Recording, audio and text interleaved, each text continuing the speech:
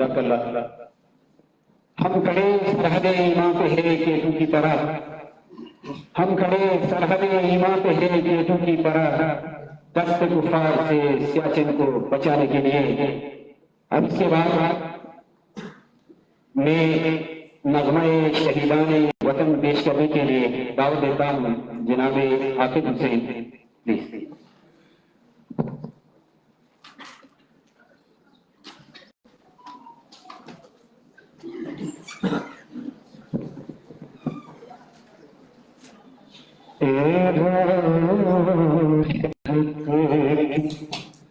शहीदों वफा की तस्वीरों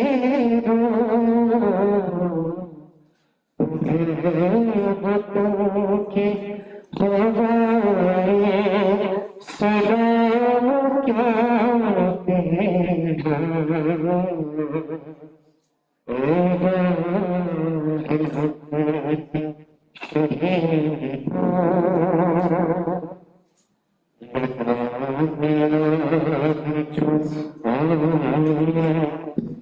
आशियाने को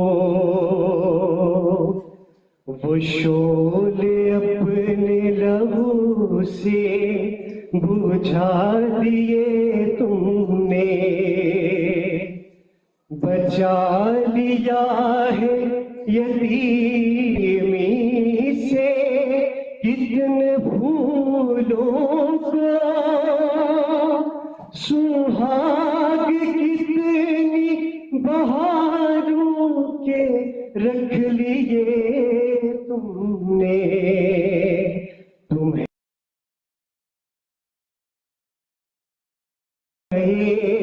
सलाम कहती है ए राहे हक के शहीदों, वफा की तस्वीरों तुम्हें वतन की हवाएं सलाम कहती है। चली जो होगी शहादत का जाम पी कर तुम, रसूल पाक ने बाहों में ले लिया होगा।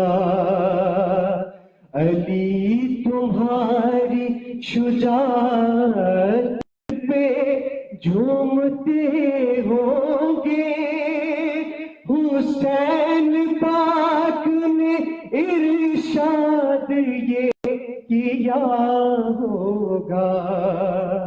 तुम्हें खुदा की रज़ाए सलाम कहती है ए राहे हक के शहीदों, वफा की तस्वीरों तुम्हें वतन की हवाएं सलाम कहती है ए राहे हक के शहीदों।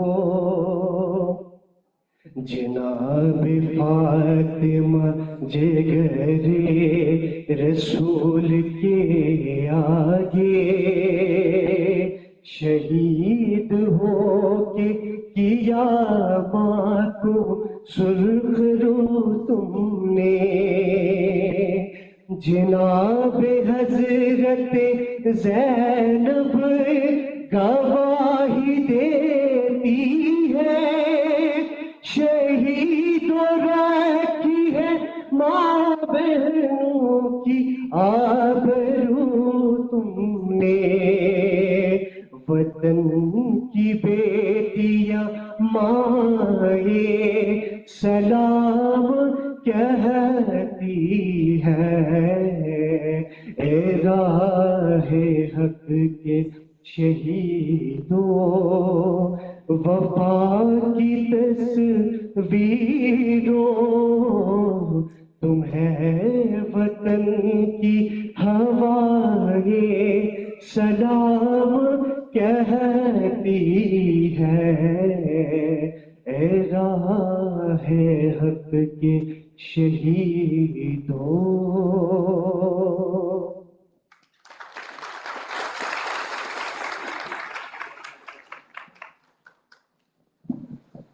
माशाल्लाह, जज़ाकल्लाह। पहाड़ी सिलसिले चारों तरफ है, बीच में हम हैं। पहाड़ी सिलसिले चारों तरफ है, बीच में हम हैं। मिसाले गोहरे नायाब, हम पत्थर में रहते हैं। अब इसके बाद मैं एक बार फिर हमारे मुअज़्ज़िज़ मेहमानान गिरामी का यूनिवर्सिटी ऑफ बल्तिस्तान तशरीफ लाने पर दिल की अता गहराइयों से उनको खुशामदीद पेश करता हूँ और साथ साथ यूनिवर्सिटी ऑफ बल्तिस्तान स्कूल के तलबा व तलबात और फैकल्टी मेंबर्स की जानिब से भी उनका शुक्रिया अदा करता हूँ, क्योंकि ये इवेंट जितनी अहमियत का हामिल है, वैसे तो एकेडमिक इन्वायरमेंट में हर इवेंट बहुत इम्पोर्टेंट होता है। आज का ये जो इवेंट है, जो कि tribute to the defenders of East Pakistan के हवाले से मुनाकिद हो रहा है, इसका थीम जो कि इस क्रिटिकल दौर में जहां पर सोशल मीडिया और तरह तरह के टेक्नोलॉजीज की पेचीदगियां यूं तो पूरी आलमी दुनिया में प्रॉब्लम्स क्रिएट कर रहे हैं, और साथ साथ वतन अजीज पाकिस्तान भी इस सोशल मीडिया और फिफ्थ जनरेशन वार के से मुतासिर हो रहा है। तो आज की ये जो इवेंट है, इसमें इंशाअल्लाह हमारे मेहमानान गिरामी मुअज़्ज़िज़ मेहमान खुसूसी इस पर गुफ्तगू करेंगे कि हम वक्त वतन अजीज की प्रोटेक्शन के लिए और डिफेंड के लिए नॉट ओनली पुलिस और आर्मी बल्कि हर शहरी की जिम्मेदारी है कि इस क्रिटिकल पीरियड में, इस क्रिटिकल एज में, इस दौर में स्पेशली यूथ को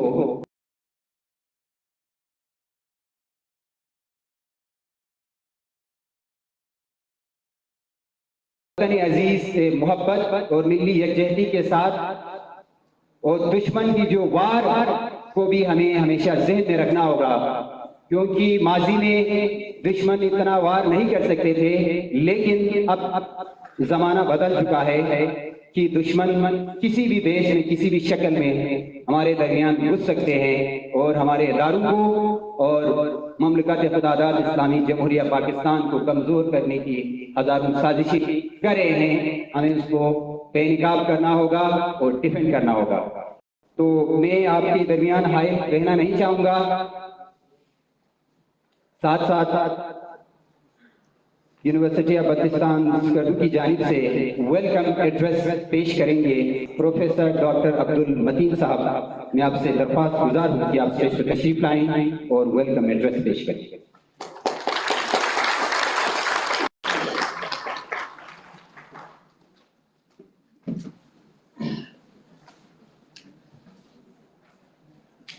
बिस्मिल्लाहिर्रहमानिर्रहीम। अस्सलामु अलैकुम वरहमतुल्लाहि वबरकातुहू। ये जो आज मौजूद चुना गया है, आम लोग के हम लोग अपनी हिस्ट्री से वाकिफ नहीं हैं और ज़्यादातर चीज़ों को गूगल में या विकिपीडिया में हम उनको चेक करते हैं, क्योंकि आज के दौर में जैसे अभी कहा कि अब दुनिया में इस वक्त लड़ाई जो है वो बम से, हथियारों से नहीं हो रही। अब इस वक्त दुनिया में वॉर जो है वो मीडिया वॉर है, इंफॉर्मेशन वॉर है, क्योंकि हमारे जो दुश्मन हैं उनको ये तो पता है कि कम से कम वो वेपन के थ्रू तो हमसे नहीं जीत सकते, वो हमारा मुकाबला नहीं कर सकते। अब उन्होंने इंफॉर्मेशन के थ्रू हमें, हमारी यूथ को टारगेट करना शुरू कर दिया। बीइंग अ मुस्लिम हम लोग वैसे भी जानते हैं कि अल्लाह का हुक्म है कि हमें जो भी इंफॉर्मेशन मिले तो उसको हम उसको तस्लीम नहीं कर लेना चाहिए, हमें उसमें तहकीक करनी चाहिए। और अब इस वक्त प्रॉब्लम ये है कि हर बंदे के पास स्मार्ट मोबाइल है और एक न्यूज आपके पास जो ही आती है विद इन फ्यू सेकंड्स आप उसको डिसेमिनेट करते हो among the hundred and thousands. अब बगैर समझे बूझे, बगैर कंफर्म किए अगर वो इंफॉर्मेशन गलत है, इसका मतलब आपने मिलियन लोगों को वो इंफॉर्मेशन, गलत इंफॉर्मेशन पहुंचा दी, और वो मिलियन भी जो है वो भी नहीं चेक करेंगे कि आया ये इंफॉर्मेशन ठीक है जिसने दी है या गलत है, वो भी एग्जैक्टली उसको यकीन कर लेंगे। तो इस वक्त जो जितने भी दुनिया में दुश्मनान है वो अपने दुश्मनों के खिलाफ यही वार अब पूरी दुनिया में चल रही है। और इस वार में, इंफॉर्मेशन वार में, अगर हम लोग पीछे रह गए तो हमें ऑलरेडी, हम अपनी हिस्ट्री से इतने ज्यादा वाकिफ नहीं है, तो जो इंफॉर्मेशन हमें मिलेगी हम उसी पे यकीन कर लेंगे। आज मैं ज्यादा टाइम नहीं लूंगा, हमारे दरमियान जो है प्रोफेसर मेहदी साहब हैं जो एक्स एम्बेसडर हैं तो इंडिया, जो 17 ईयर वहां सर्व कर चुके हैं और इनका बहुत ज्यादा इसके ऊपर एक्सपीरियंस है। वो इंशाल्लाह आपको बहुत ज्यादा इंफॉर्मेशन से नवाजेंगे। प्लीज सारी बातें बहुत गौर से, ध्यान से सुने और इस इंफॉर्मेशन को ये आपको जो दें उसको डिसेमिनेट करें, उसको आपके लोगों को बताएं, क्योंकि जो ऑथेंटिक इंफॉर्मेशन है वो आपका राइट है। जिसको आपको अगर ऑथेंटिक इंफॉर्मेशन मिली है और आपने उसको डिसेमिनेट नहीं किया तो फिर आपने कंजूसी की, लेकिन अगर आपको गलत इंफॉर्मेशन मिली और वो आपने डिसेमिनेट की तो उसका जितना भी नुकसान होगा वो आपके ही गर्दन पे होगा। इसलिए काइंडली इस दौर में इन चीजों का बहुत ख्याल करें। Thank you very much sir, आप आए और आपने टाइम दिया हमें, और मैं बहुत शुक्रगुजार हूँ ISPR का, चौधरी साहब आपका, आप लोगों ने टाइम निकाला। Thank you very much. अस्सलाम वालेकुम।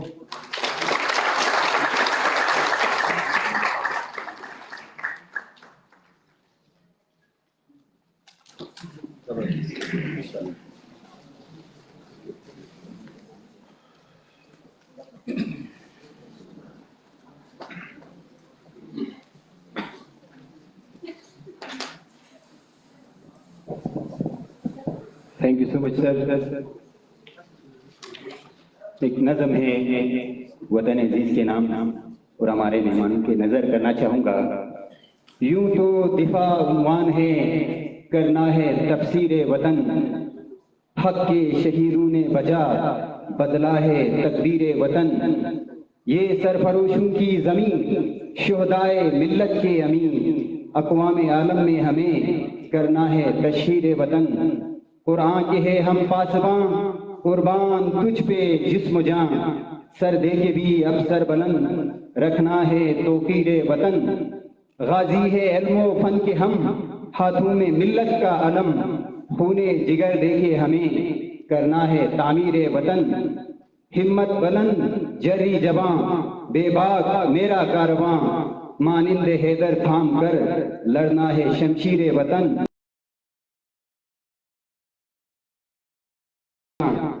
पाक सरजमीन ईश्वर हसीन, प्यारी ये तस्वीर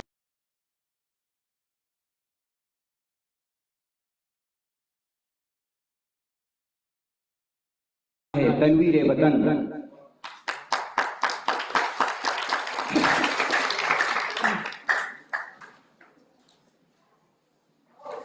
अब मुअज़्ज़िज़ मेहमान खुसूसी को दावत खिताब देने से पहले ये बात ज़रूरी समझता हूँ कि आपकी खिदमत जाने बगैर जो यहाँ पर सैकड़ों तलबा व तलबात और फैकल्टी मेंबर्स बैठे हुए हैं, शायद उनके साथ ज्यादती होगी। आपकी खिदमत पाकिस्तान की तारीख में लकीरों से लिखी जा चुकी है। I would like to shed a brief light on his career. Our Honorable Chief Justice joined the Foreign Service of Pakistan in 1984. He has done postings in the embassies of Pakistan in Washington as third secretary and Beijing as a minister. In between, he served as Pakistan's alternative permanent representative to the IAEA in Vienna from 1996 7 to 2000. His Excellency served as First Secretary in the High Commission of Pakistan in New Delhi. Later, he served as Deputy High Commissioner of Pakistan to India from 2006 to 2009. His Excellency also served as High Commissioner of Pakistan to Bangladesh from 2011 to 2014. He was also concurrently accredited as Ambassador of Pakistan to Bhutan. He assumed charge of the Pakistan mission in Wellington as High Commissioner to New Zealand in April 2016. He has written multiple books which include US relations with South Asia and Pakistan-India interaction, published in 2000. His encyclopedia on Pakistan's interaction with China, US and India was published in 2013. His book titled Ancient and Contemporary Pakistan was published in 2015. His Excellency Ambassador Afrasiab has also written on other subjects including the US Foreign Service, theology and faith religion. Now I would like to invite the Honorable Chief Guest of this short but marvelous seminar, Mr. Afrasiab Mehdi. Sir, please proceed to the stage.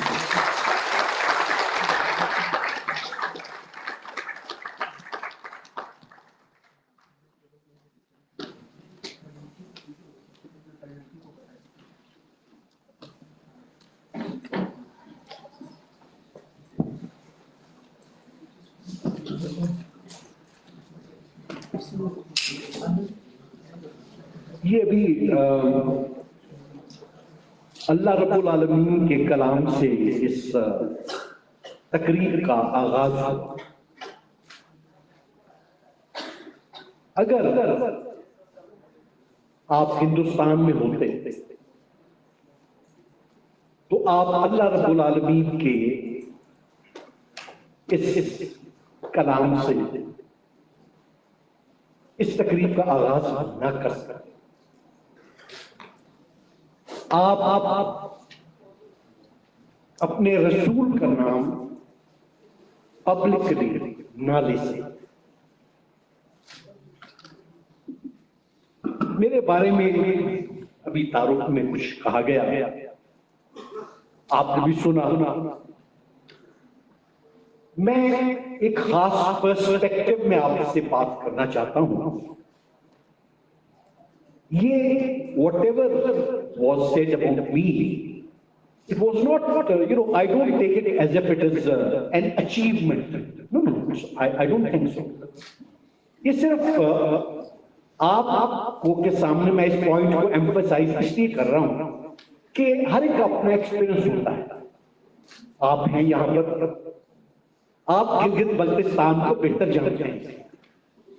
ये दुनिया के खूबसूरत तरीन इलाकों में से एक इलाका है। शायद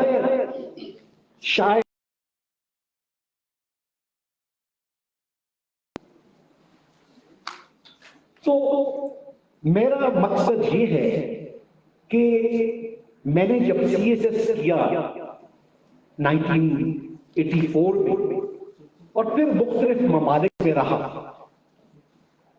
तो मैं चाहता हूं कि मेरी ये जो तकरीर है ये ज्यादा लंबी ना हो।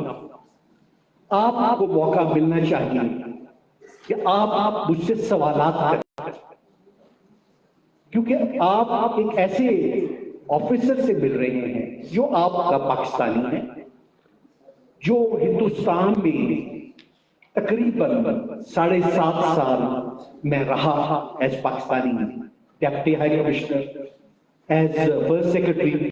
मैं वही था, बीवी बच्चों के साथ दिल्ली में रहा। 18 साल मैंने इंडिया को हैंडल किया है। मैं अमेरिका में था, मैं चीन में रहा, मैं बांग्लादेश में रहा, जो एक जमाने में पाकिस्तान था। तो आपके पास मुख्तलिफ स्पीकर्स आते हैं, वो बोलते हैं, तकारीर करते हैं। तो मैं जो आपको ये सब कुछ अर्ज कर रहा हूं, इसका मकसद ये है कि जो एक्सपीरियंसेस मुझे हुए, I would like to share them with you. लेकिन वो तब हो सकता है कि अगर आप फ्रैंकली मुझसे सवाल आता। अब हमारा मुल्क ये पाकिस्तान, ये किस तनाजुर में बना? कभी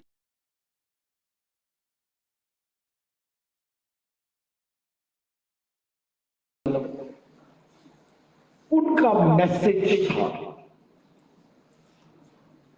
बहुत से लोगों ने कबूल किया आपके जमाने में, बहुत से लोगों ने उसको कबूल नहीं किया,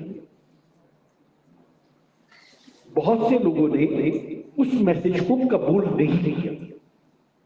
मैसेज फिर भी फैलता गया, हक का मैसेज था। फिर हमारे रसूल के मैसेज से इंस्पिरेशन लेकर स्पेन में मुसलमानों ने 800-900 साल हुकूमत की, इल्म हासिल किया, इल्म हासिल किया और इल्म की बुनियाद पे तरक्की की, एजुकेशन। हमारे कुरान की पहली आयत जो गारे हिरा में हमारे रसूल पे आई, पढ़ अपने रब का नाम।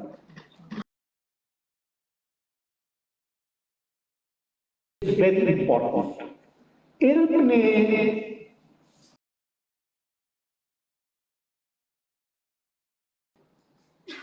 स्पेन में यहां मुगल बादशाह थे, यहां और मुसलमान डायनेस्टीज थी, 800 साल उन्होंने हुकूमत की जनूबी एशिया में। ऑटोमान्स थे, उस्मानी तुर्क थे, उन्होंने 600 साल दुनिया पे हुकूमत की। जंग चलती रही, आइडियाज, जंग चलती रही, फिजिकलिटी, मैदानी जंगों में। फिर हमने जब इस्लाम की असल वैल्यूज को छोड़ा तो हम तरक्की न कर सके। 1918 में पहली जंग अज़ीम खत्म हुई, उसमें ऑटोमान एम्पायर जो मुसलमानों का एम्पायर था, जो यूरोप में भी था, अफ्रीका में भी था, मिडिल ईस्ट में भी था, उसको भी खत्म कर दिया गया। 1857 आपको मालूम है मुगल सल्तनत को अंग्रेज ने खत्म करके रख दिया, तबाह करके रख दिया। फिर तहरीकें चली पाकिस्तान के अंदर, आपने भी पढ़ा है, मैंने भी ये पढ़ा।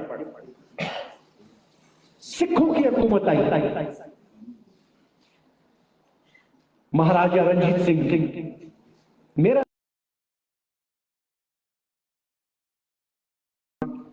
मेरे सिख फौजी जो थे वो ईदगाह को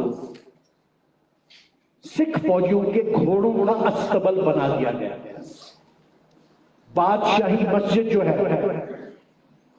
उसको सिख फौजियों के घोड़ों का अस्तबल बना दिया गया। अजानें बंद कर दी गई। ईद कुर्बान के मौके पे आप कुर्बानी नहीं कर सकते थे। फिर अल्लाह रब्बुल आलमीन ने हम पे मेहरबानी फरमाई। अल्लामा इकबाल ने 1930 का जो खुतबा है इलाहाबाद, उसमें तकरीर करते हुए कहा कि जब एक कौम को लीडर मिलता है तो वो अल्लाह रब्बुल आलमीन की तरफ से उस कौम के लिए एक तोहफा होता है। हमें मोहम्मद अली जिन्ना मिले। मोहम्मद अली जिन्ना बहुत सोफिस्टिकेटेड, मॉडर्न, फॉरवर्ड लुकिंग मुसलमान लीडर। उनका शुरू में ख्याल था कि हिंदू और मुसलमान इकट्ठे रह सकते हैं। उन्हें टाइटल दे दिया गया था हिंदू मुस्लिम एम्बेसडर। लेकिन फिर उन्होंने महसूस किया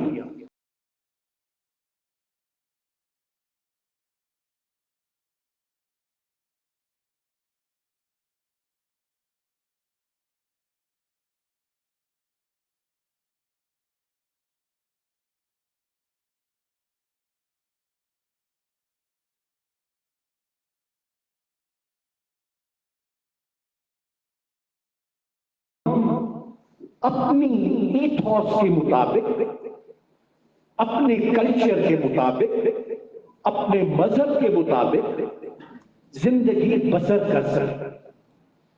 ये है पाकिस्तान की नजरियाती असास। अगर कोई बंदा पूछे कि व्हाट इज पाकिस्तानियत, I would say this is my own view, an honorable defense of the Muslim psyche, Muslim civilizational thought, Muslim background against the onslaught of fundamentalism and fundamentalist Hinduism is Pakistaniyat. In South Asia, जनूबी एशिया में अगर आप अपने रसूल की हुर्मत चाहते हैं, अपने अल्लाह की इबादत करना चाहते हैं आजादी से, और मुस्लिम और इस्लामी तशख्खुस का दिफा करना चाहते हैं वीजा वी हिंदू फंडामेंटलिज्म, इसको कहते हैं पाकिस्तानियत। फिर हमारा मुल्क बना 1947 में, साजिशें शुरू हो गई हमारे मुल्क के खिलाफ राइट फ्रॉम डे वन। किसी ने कहा यह मुल्क नहीं बनना चाहिए था, किसी ने कहा इस मुल्क को बनाने की क्या जरूरत थी, ये क्यों बना। अमेरिका ओपनली आपके साथ आपको सपोर्ट भी करता था, अंदर से आपके खिलाफ भी था। आपको कभी मगरिब ने पसंद नहीं किया। वो क्यों पसंद करते? जब आप अल्लाह का नाम लेते हो और उसके रसूल मोहम्मद का नाम लेते हो तो यहूदी पसंद करेगा, ईसाई पसंद करेगा, हिंदू पसंद करेगा? नहीं, कभी नहीं। ना उन्होंने पहले कभी पसंद किया, ना अब पसंद करेंगे और ना आइंदा कभी पसंद करेंगे। आप बहादुर बच्चे हो इस पाकिस्तान के, आप मुस्तकबिल के आर्किटेक्ट, आपको इस कहानी का पूरा पता होना चाहिए। आपके खिलाफ प्रोपेगेंडा शुरू हुआ था 1947 से। ये मुल्क क्या है, क्या कर लेगा, ये मुसलमान क्या समझते हैं अपने आप को। बाहर वालों ने तो कहा, फिर हमारे अपने लोगों ने भी कहना शुरू कर दिया। जो गए वलैत पढ़ने के लिए England, France, Oxford, Cambridge, Harvard, वहां के असातिज़ा ने उन्हें यही कहा। फिर उन्होंने आके यहां भी ये कहना शुरू कर दिया कि हम क्यों बने थे। ये तो अल्लाह रब्बुल आलमीन का फिर करम हुआ। राष्ट्रीय सवाया सेवक संघ RSS के लोग इक़्तिदार में आ गए हिंदुस्तान में। आज से 15 साल पहले अगर आप हिंदुस्तान के बारे में बात करते तो कुछ लोग पाकिस्तान में कहते कि नहीं, हिंदुस्तान इतना बुरा मुल्क तो नहीं है। अब आप वीडियो खुद देखते हो कि मुसलमानों के साथ इंडिया में क्या हुआ। मोहम्मद अली जिन्ना ने क्या कहा था? मोहम्मद अली जिन्ना ने एक थ्योरी दी थी जिसका नाम है टू नेशन थ्योरी। हमारे कुछ लोग यूनिवर्सिटीज में, पंजाब में, सिंध में, फ्रंटियर में, बलूचिस्तान में कुछ लोग कहते थे कि ये टू नेशन थ्योरी जो है ये क्या चीज है। हमारा तो कल्चर मिलता है इंडिया से, हमारी तो जबान एक है उनके साथ, तो लड़ाई किस बात की? जो बात वो आपको नहीं पता नहीं। देखिए, मैं 18 साल इंडिया को हैंडल किया। मैं इंडिया में रहा, मैं बांग्लादेश में रहा, मैं पाकिस्तानी, मैं मुसलमान हूं। मैंने आज तक कोई हिंदू नहीं देखा जिसका नाम मोहम्मद हो, अहमद हो, हसन हो, हुसैन हो, महमूद हो। मैंने कोई मुसलमान नहीं देखा, ना पाकिस्तान में, ना इंडिया में, ना बांग्लादेश में, जिसका नाम नरेंद्र मोदी हो, जिसका नाम गांधी हो, जिसका नाम नेहरू हो, जिसका नाम इंदिरा गांधी हो, जिसका नाम राजीव गांधी हो। मैंने तो कुछ नहीं देखा। क्यों? वो भाई, ये हिंदू और मुसलमान इकट्ठे रहे 800 साल, 1000 साल, 1200 साल, तो वो अलग है, आप अलग हैं। उनके नाम अलग हैं, आपके नाम अलग हैं। उनके हीरोज राणा सांगा है, उनके हीरोज मुख्तलिफ हैं। आपके हीरोज बाबर है, ज़हीरुद्दीन बाबर है, आप ही का नाम महमूद होता है, आप ही का नाम गजनी होता है। उनका रहन सहन मुख्तलिफ है आपसे। इस वक्त भी आप चले जाए, आप खुद चेक कर सकते हैं, आप इंटरनेट पे चेक करें। सिख जो है वो आपको कहेंगे हमारे गुरु नानक जो है वो भी मक्का गए थे। आप खुश हो जाएंगे।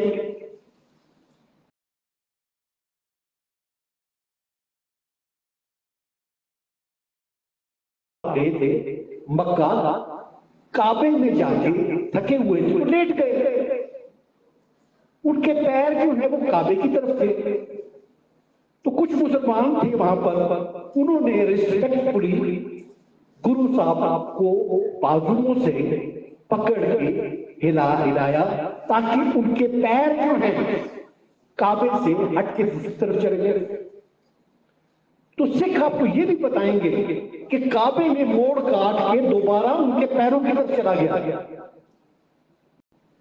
ये सिख ट्रेडिशन है, ये सिख मजहब को ये बताता है।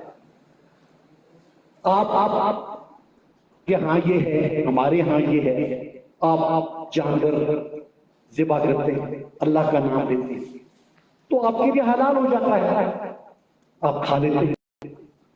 सिख मजहब में है कि अगर किसी जानवर को ज़िबा किया गया हो अल्लाह के नाम पे, उनके लिए वो हराम हो जाता है, तो वो नहीं खा सकते। तो मुझे बताइए, क्या two nation theory Mohammad Ali Jinnah की गलत थी? क्या गलत थी? उस भी ऐसा ही था, अब भी ऐसा है। फिर हमारे खिलाफ साजिशें स्टार्ट हुई, चलती गई पाकिस्तान के खिलाफ। किसी ने कहा कि बलूचिस्तान में ज्यादती हो रही है। मैं अर्ज किया, मेरा ताल्लुक मुल्तान से है, मुजफ्फरगढ़ से है, हम सराइकी लोग हैं, हम पंजाबी नहीं है, हम सराइकी लोग जो हैं, हमें कुछ एक दो शरपसंद पैदा हुए। उन्होंने कहा मुल्तान के साथ ज्यादती हो रही है, मुल्तान के साथ ज्यादती हो रही है। ना एजुकेशन है, ना सड़कें हैं, ना ये है, ना वो है। मैं इंडिया में गया पोस्टिंग पे एज सेकंड सेक्रेटरी, तो पता चला कि प्राइम मिनिस्टर इंदिरा गांधी अपने जमाने में सराइकी कॉन्फ्रेंसेस करवाया करती थी इंडिया में, ये मुल्तान के लोगों को बताने के लिए कि तुम पाकिस्तान तोड़ दो, तुम्हारे साथ तो बहुत ज्यादती हो रही है। तो क्या हम अपना मुल्क तोड़ देते? हम तो मुसलमान हैं, हमारी सरहदें भी तो इंडिया से मिलती हैं, लेकिन क्या अपने पाकिस्तान को तोड़ दें? तोड़ दें तो उसके बाद क्या होगा? फिर हिंदुस्तान के गुलाम बन जाए हम। 71 आप मैं इससे थोड़ा सा बात करना चाहूंगा। मैं बांग्लादेश में सफीर था, एम्बेसडर पाकिस्तान था 3 साल 2 महीने। लोग कहते हैं कि बांग्लादेश बहुत तरक्की कर गया। ऑन पेपर यस, इंडिकेटर्स आपको मिलते हैं, उन्होंने तरक्की भी की है। एक चीज मैं आपको बता दूंगा कि हिंदुस्तान ने उनको कहा खबरदार अपनी फौज को कम करो। उन्होंने हिंदुस्तान का हुक्म माना, अपनी फौज को कम किया, पैसा बचा, वो डेवलपमेंट पे लगा दिया। ठीक है, एक तरीका ये है। लेकिन जो बात आपको हमारे जो यूट्यूब चैनल्स हैं, टेलीविजन वाले, वो नहीं बता, वो ये है कि जैसे हमारी मिलिट्री एकेडमी है काकुल में, उनकी मिलिट्री एकेडमी है बांग्लादेश की चिटगांव में। अक्सर औकात जब उनकी पासिंग आउट परेड होती है तो इंडियन आर्मी चीफ आते हैं एज चीफ गेस्ट, और बांग्लादेश आर्मी के मुसलमान कैडेट्स जो हैं वो इंडियन आर्मी चीफ के सामने परेड करते हैं और इंडियन आर्मी चीफ को सैल्यूट मारते हैं।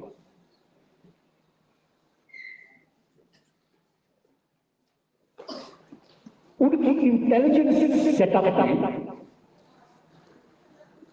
भारत इंटेलिजेंस एजेंसी रॉ के एजेंट बैठे हुए। दिल्ली फैसला करता है कि बांग्लादेश का वजीर आजम कौन बनेगा, वजीर दिफा कौन बनेगा, वजीर खारजा कौन बनेगा। जो हुक्म दिल्ली से आता है बांग्लादेश को वो मानना पड़ता है। ये वो बातें हैं जो आपको लोग नहीं बताते। आप इंटरनेट पे चेक कर लीजिए, यूनाइटेड नेशंस की एक कैटेगराइजेशन है। एक होता है डेवलप्ड कंट्रीज, एक होता है डेवलपिंग कंट्रीज, एक होता है least developed countries, LDCs। Bangladesh even today is an LDC। ये बात आपको टीवी में कोई नहीं बता। जरा पूछिए कि आप हमें क्यों नहीं बताते सही बातें, क्यों हमसे झूठ बोलते हो? क्या तुमने मरना नहीं है? खुदा को जवाब नहीं देना? क्यों पाकिस्तान के खिलाफ बकवास करते हो? कुछ थोड़ी सी शर्म करो, थोड़ी सी हया करो। मैं बांग्लादेश गया, मैं पढ़ा लिखा टाइप का आदमी हूं, मुझे किताबों से दिलचस्पी है। वो मेरा ड्राइवर था बाबुल, बंगाली ड्राइवर था, एम्बेसडर की गाड़ी का। मैंने कहा यार Babul, take me to a good English book shop in Bangladesh, in Dhaka. उसने कहा sir there is no English book shop in Dhaka. मैंने कहा व्हाट? नो। मैंने कहा Babul, you didn't understand my question. My question is I सिर्फ जाना चाहता हूं कोई अच्छी इंग्लिश बुक शॉप उठाना में जाके मैं किताबें, जैसे हमारी फिरोजगंज होती है लाहौर में, ये सही बुक बैंक है इस्लामाबाद में, मिस्टर बुक्स हैं, किताबों की दुकानें होती हैं अंग्रेजी। उसने कहा sir there is no English book shop in entire Bangladesh. अब आप हैरान हुए होंगे, मैं ऐसा हैरान हुआ था, लेकिन जो आपके एंकर पर्सन टीवी वाले जाते हैं बांग्लादेश, वो भी तो पढ़े लिखे लोग ही होते होंगे मेरे ख्याल में, कि उन्हें तो पता होता होगा। तो अगर उन्हें पता है तो वो आपको क्यों नहीं बताना चाहिए ना। तो वो नहीं बताते।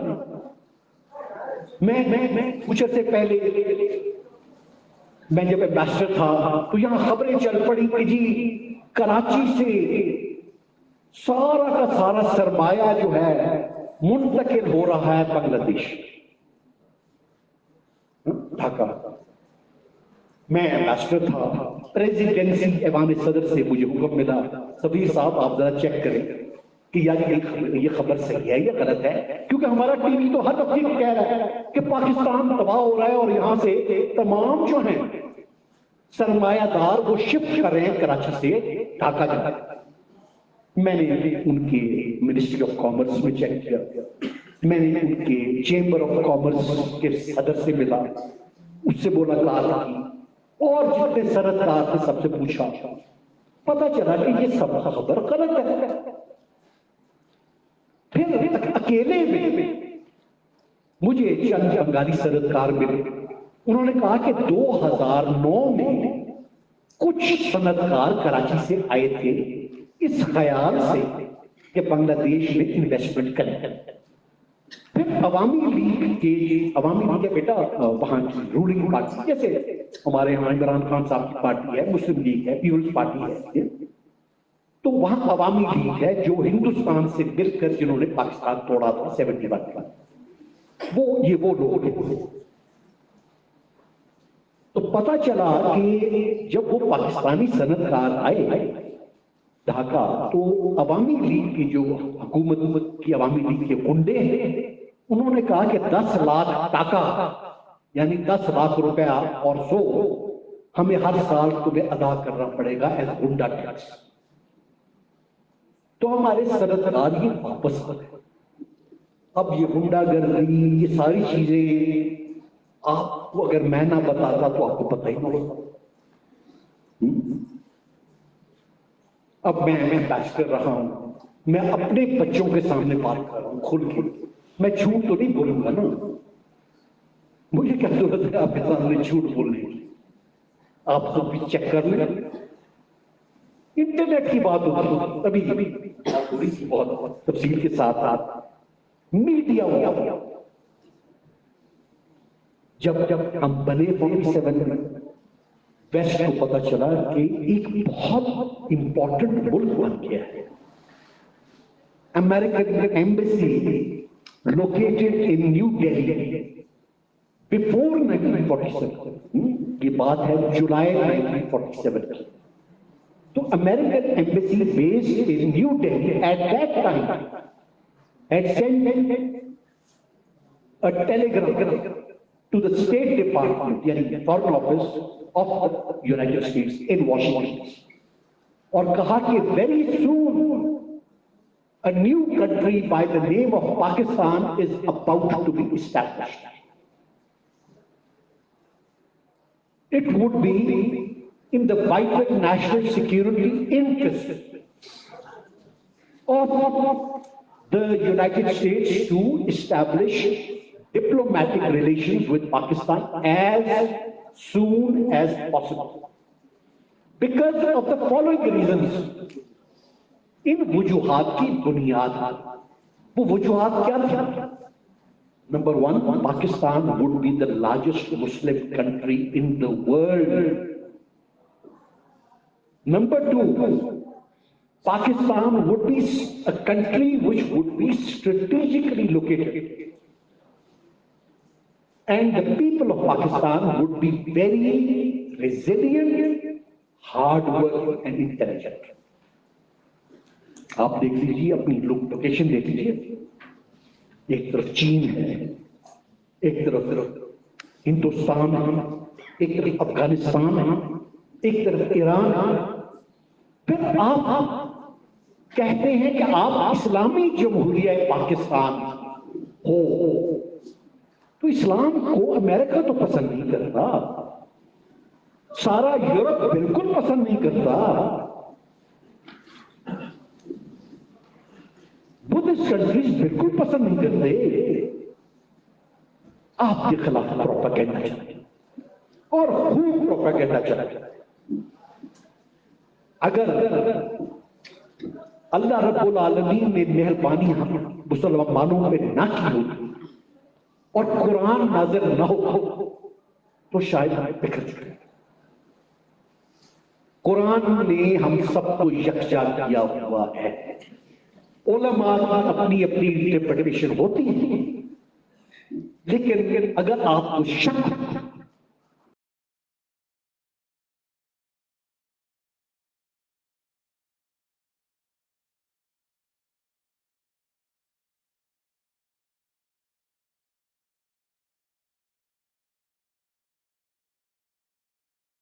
खातर नहीं, ये नहीं है कि मैं बीए की डिग्री ले लूं और उसके बाद फिर मैं मेरा एडमिशन हो जाए लम्स में या नश में और उसके बाद मैं लंदन चली जाऊं या चला जाऊं।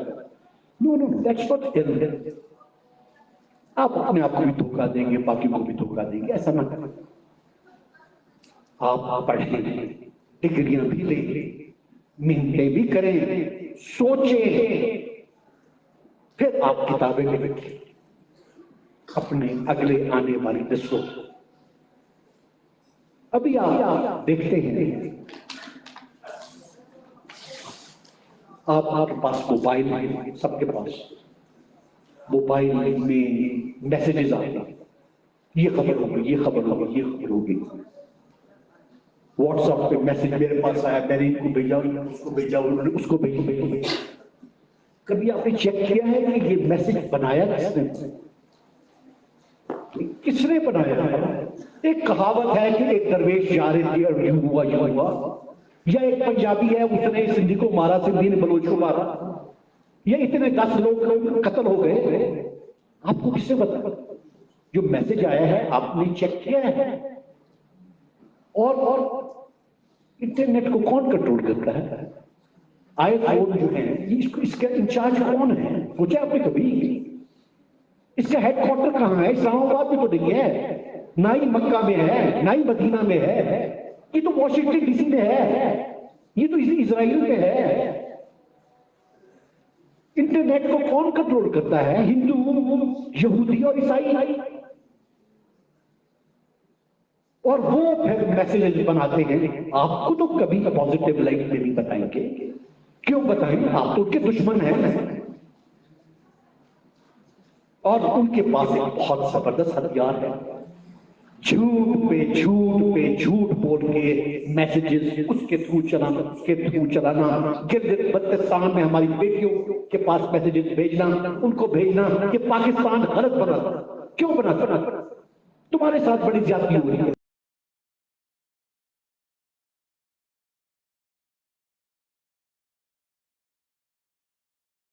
हम उतना सोचे कि मैसेजेस कहां से आते हैं? इंटरनेट, आईफोन को कौन कंट्रोल करता है? क्या यहूदी आपके दोस्त होंगे? क्या ये आपको अच्छा समझते हैं?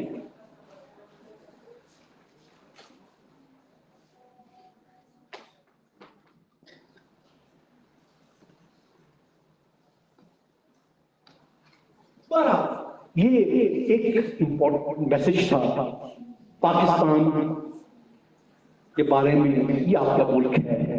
मैं 40 साल पहले, 40 नहीं शायद 30 इयर्स बैक मैं आया था यहाँ पर।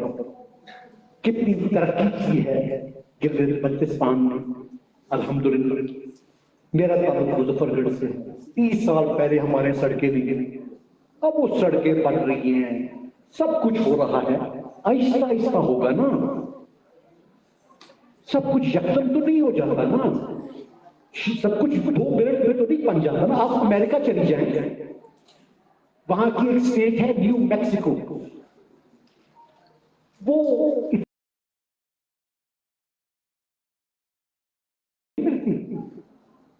आप इंडिया चले जाएंगे, जो बिहार है, बिहार का सूबा, वो तो बहुत बैकवर्ड है।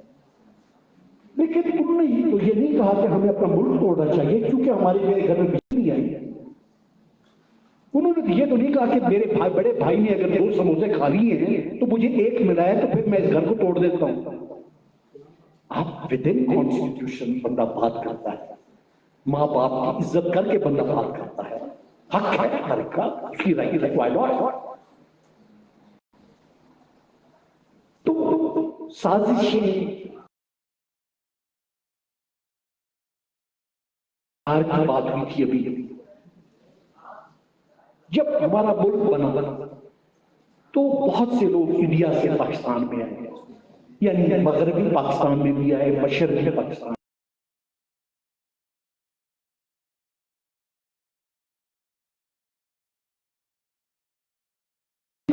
आप ही के लिए दुआ करते, सिर्फ वो नहीं कि अगर आप मुझसे पूछे तो मैं आपसे अर्ज करूंगा कि 50% जो मुसलमान हैं बांग्लादेश के इस वक्त वो आप ही के लिए दुआ करते। वहां बूढ़े बूढ़े लोग 80 साल की उनकी उम्र है, उनको फांसी दी जा रही है। फांसी इसलिए दी जा रही है, उन्हें कहा जा रहा है कि 1971 में तुम लोगों ने पाकिस्तान का दिफा किया bye supporting the Pakistan army. तो उन्हें कहा जा रहा है कि कोर्ट ने तुम्हें फांसी की सजा सुना दी, हम तुम्हें फांसी की सजा दे रहे हैं, लेकिन एक बात है, अगर तुम कह दो कि 71 में तुमने गलती की थी तो हम तुम्हारी फांसी की सजा उम्र कैद में तब्दील कर देंगे। वो 80 साल का बूढ़ा आदमी कहता है नहीं, मैंने कोई गलती नहीं की, इस्लामी जमहूरिया पाकिस्तान को सपोर्ट कर।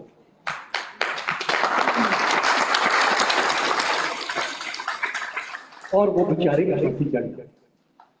और यहां का मीडिया आपको नहीं बताता। आप इंडिपेंडेंट कीजिए। हमारे मुल्क में बहुत तरक्की है अल्हम्दुलिल्लाह। 1947 में आपके पास तो तनख्वाहों के पैसे नहीं थे। 1947 में कितनी यूनिवर्सिटीज थी यहाँ पर, कितनी सड़कें थी? आप अपने अब्बाजान से पूछिए, दादा जान से पूछिए 1947 में गिलियत बल्तिस्तान में क्या था और अब क्या है। पूछिए उन बुजुर्गों से उस वक्त क्या हालात थे और अब क्या हालात है। कितनी यूनिवर्सिटी थी, आपकी फौज की तादाद कितनी थी?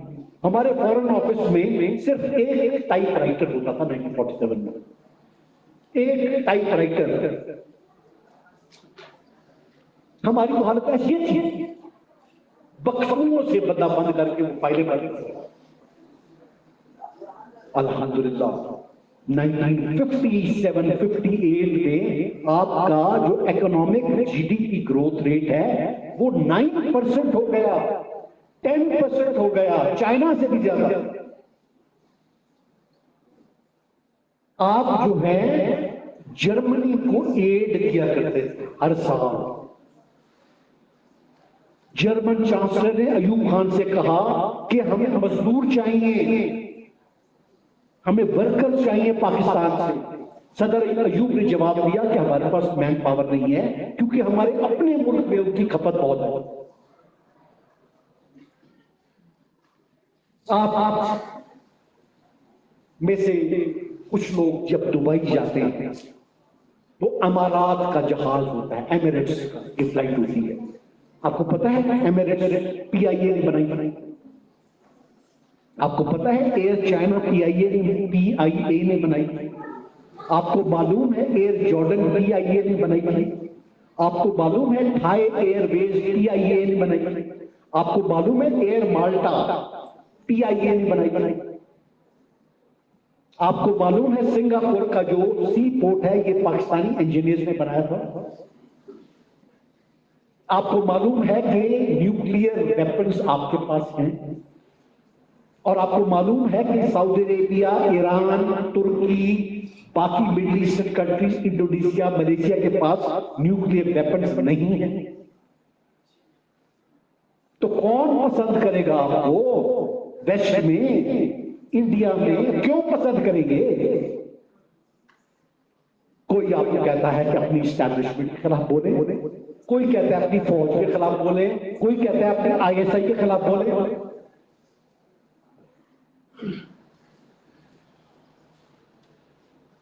वो भाई 1971 में हमारी 34,000 फौजी सिपाही ईस्ट पाकिस्तान का तादाद बढ़ा के 90,000 कर दी गई कि 90,000 सिपाहियों ने हथियार डाले। किसी ने चेक नहीं किया। चलो हमारी जनरेशन तो बेवकूफ थी, हमारी जनरेशन से तो अल्लाह रब्बुल आलमीन पूछेंगे क़यामत के दिन कि मेरे नाम पे तुम लोगों ने मुल्क बनाया था तो क्या किया? मेरे रसूल का नाम बदनाम किया था। आपसे तो अल्लाह ताला ना पूछे क़यामत के दिन। आप तो कह सकें जी मैंने तो ये भी किया था, ये भी किया था। ठीक है, लोग बातें करेंगे मिसमैनेजमेंट की, करप्शन की बातें करते हैं। हम फरिश्ते तो कोई नहीं है, कोई कंडोन नहीं कर रहा मिसमैनेजमेंट को। लेकिन आप अगर आप वज़ीर आज़म बन जाए तो फरिश्ते आप कहां से लाएंगे? फरिश्ते मिल जाएंगे आपको टीम चाहिए ना। द पॉइंट इज हमने बहुत तरक्की की, हमने बहुत मुकाबले किए। हमने अपनी फॉरेन सर्विस में, हमारे फॉरेन सर्विस के डिप्लोमेट्स को प्रेज किया जाता है दुनिया भर में। हमारी ISI को दुनिया भर में प्रेज किया जाता है। हमारे स्कॉलर्स हैं, उनका बहुत बड़ा नाम है। हमारी खवातीन ने अल्हम्दुलिल्लाह बहुत तरक्की की है। हमारी फॉरेन सर्विस में पिछला जो बैच आया था CSS ऑफिसर्स का, आई थिंक 40% ऑफिसर्स वुमेन। हमारे फॉरेन सर्विस में मेरे बेहतरीन दोस्त हैं आपके शुमाली इलाका जात से। हम मेरे सफीर हमारे एम्बेसडर्स हैं, उन्होंने हमारे साथ काम किया है। हमने बातें की हैं आपस में, हमने अपने व्यूज एक्सचेंज किए आपस में। मैं 22वें ग्रेड में मेरी प्रमोशन हुई ये 2017 में, विच फौज में वो लेफ्टिनेंट जनरल के बराबर होता है। और मैं सराय किसी ने मुझे मेरी तरक्की पे रुकावट नहीं डाली। मैं फौज में मिलता हूँ, अक्सर लोग, बहुत से लोग गिलगित से होते हैं, स्कर्दू से होते हैं, हुंजा से होते हैं, बहुत से लोग बलूचिस्तान से होते हैं, बहुत से लोग जनूबी पंजाब से होते हैं। ये हमारा मुल्क है, हम परफेक्ट लोग नहीं। हमारा फर्ज बनता है अपने मुल्क को संभालने, अपने मुल्क की खातिर काम करने, और दुश्मन के प्रोपेगेंडा में हम ना आए। क्योंकि आपके कायदे आज़म मोहम्मद अली जिन्ना का जो हीरो था, ही वॉज द ग्रेट